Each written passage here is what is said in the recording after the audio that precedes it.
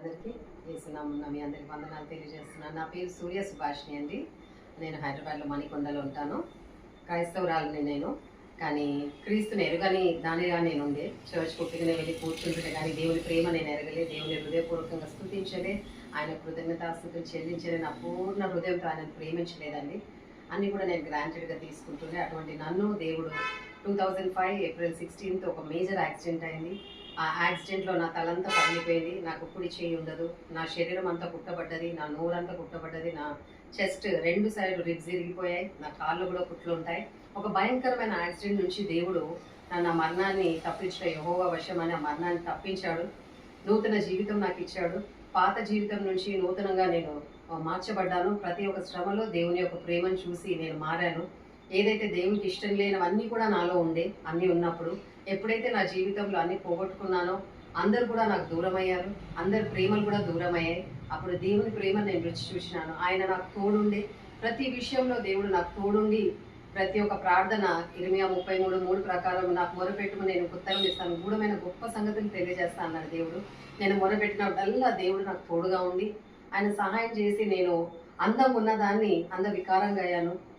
ఏ అందరిని చూసి అతిశయించానో ఆ అందమే నా దగ్గర నుంచి దూరం అయింది. ఏ బలం గురించి నేను అతిశయించానో బలహీనంగా నేను మారాను.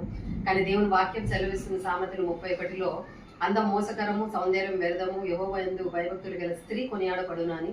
భయము భక్తి లేని స్త్రీగా నేను ఉండే, కానీ ఎప్పుడైతే ఈ యాక్సిడెంట్ అయిందో నేను దేవుని యందు భయభక్తులు నాకు వచ్చేసింది. అంటే దేవుని భయంతో నేను ప్రార్థించడం నేర్చుకున్నాను, ఆయనను ప్రేమించడం నేర్చుకున్నాను, మరి వాక్యం చదవడం నేర్చుకున్నాను, స్తుతించడము కృతజ్ఞతాస్తుతులు చెల్లించడం నేను నేర్చుకున్నాను.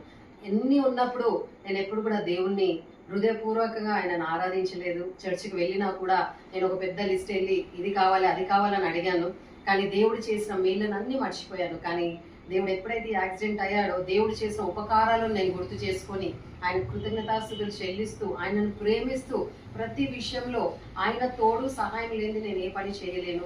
ఏ చెయ్యి అయితే పోయిందో ఆ చెయ్యి లెఫ్ట్ హ్యాండ్ తోటి దేవుడు అన్ని నాకు నేర్పించాడు. నేను రాయగలుగుతాను, వండగలుగుతాను, అన్ని పనులు దేవుని కృప వల్ల నేను చేయగలుగుతాను. ఎందుకంటే దేవుని కృప, నా కృప నీకు చాలు అన్నాడు. ఈ యొక్క బలహీనతలు ఆయన కృపను చూసి దేవుని నేను ఎరిగినాను ఆయన ఎంత ఉత్తముడని, ఎంత ఆయన రుచి చూచి ఎరిగినాను ఆయన ఎంత ఉత్తముడని. ఈ సాక్ష్యము నిజంగా అనేక మందిలకు బలమైన సాక్ష్యంగా ఉండాలని, దేవుడు చేసిన ఉపకారాలు లెక్కకు మించి ఉన్నాయి, కానీ అవి చెప్పుకుంటూ పోతే ఎంతో ఉంటది. కానీ ఈ యొక్క చిన్న సాక్ష్యం దేవుడు దీవించి ఆశీర్వదించింది కాక. ఆమేన్.